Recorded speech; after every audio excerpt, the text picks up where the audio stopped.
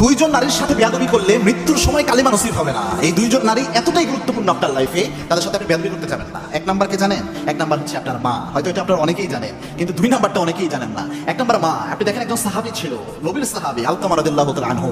তিনি মারা যাবেন অবস্থা, সাহাবায়ে কেরাম তার পাশে কালেমা পড়ছেন বারবার, কিন্তু আলকামা রাদিয়াল্লাহু তাআলা মুখে কালেমা আসছে না। আল্লাহর হাবিবের কাছে সংবাদ দেওয়া হলো, ইয়া রাসূলুল্লাহ, আপনার সাহাবী আলকামা রাদিয়াল্লাহু তাআলা আনহু মারা যায় অবস্থা, মুমূর্ষ অবস্থায় আছে, তার মুখে কালেমা আসে না। আল্লাহর হাবিব সাল্লাল্লাহু আলাইহি ওয়াসাল্লাম বললেন, খোঁজ নিয়ে দেখো, তার মা হয়তো তার উপর অসন্তুষ্ট হয়ে বসে আছে। তার মায়ের কাছে যাওয়া হলো। সাহাবায়ে কেরাম প্রশ্ন করলেন যে, মা, আপনি কি আপনার সন্তান আলকামার উপর কোনোভাবে রাগান্বিত কিনা? তার মা বলছে, হ্যাঁ, বউ পাওয়ার পর আমি যে মা এটা সে ভুলেই গেছে, আমার কোনো গুরুত্ব সে দিত না, সব সময় বউয়ের দিকে টানতো, এবং কি আমি মা হিসেবে এক ইঞ্চি মূল্যায়ন আমাকে করে নাই, আমাকে ভুলেই গেছে, এই কারণে আমি তার উপর একটু রাগান্বিত। তখন তাকে বলা হলো, আপনার ছেলেকে আপনি মাফ করে দেন, তার মুখে তো কালেমা আসছে না। তার মা বলছে, আমি মাফ করবো না। আল্লাহর হাবিব বললেন, কিছু কাঠ জোগাড় করো। কাঠ জোগাড় করে যখন দাউ দাউ করে আগুন জ্বলছে, আল্লাহর হাবিব সাল্লাল্লাহু আলাইহি ওয়াসাল্লাম বললেন, তোমার ছেলে আলকামাকে এখানে আমি ফেলে দিব।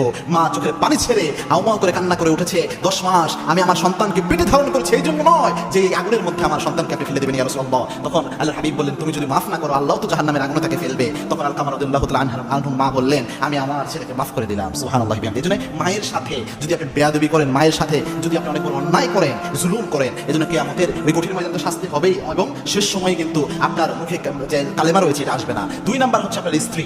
স্ত্রীর সাথে জুলুম করলেও কিয়ামতের ওই কঠিন ময়দানে তো আসামি হবেনই, মৃত্যুর আগ মুহূর্তে অনেক সময় কালেমা নসিব হয় না। এটা বাস্তব ঘটনা থেকে বলছি, অনেকগুলো ঘটনা এরকম রয়েছে যারা স্ত্রীর সাথে অনেক খারাপ আচরণ করতো, তুচ্ছ আচরণ করতো, স্ত্রী জুলুম হিসেবে নিয়েছে ওইটাকে, যে আমার উপর জুলুম করেছে, আর জুলুম করলে কালেমা নসিব হয় না, এটা হাদিসের ইঙ্গিত পাওয়া যায়। এই জন্য আপনার স্ত্রী, যদিও আপনি এটাকে মনে করেন এটা কোনো ব্যাপারই না, বাহিরের মানুষের সাথে অন্যায় করলে আপনি সুন্দর মাপ চেয়ে নেন, কিন্তু স্ত্রীর কাছে অন্যায় করলে, স্ত্রীর সাথে, এটাকে কিছু মনেই করেন না, অথচ স্ত্রীর সার্টিফিকেট কিয়ামতের দিন লাগবে। এবং আল্লাহর হাবিব জানিয়েছেন, খায়রুকুম লিনিসাইকুম, তোমাদের মধ্যে ওই ব্যক্তি আল্লাহর কাছে সেরা হয়ে যায় যেই ব্যক্তি তার স্ত্রীর কাছে সেরা হয়ে যায়। আবার আল্লাহর হাবিব এটাও বলেছেন, ওই নারী সেরা যে নারী তার স্বামীর কাছে সেরা।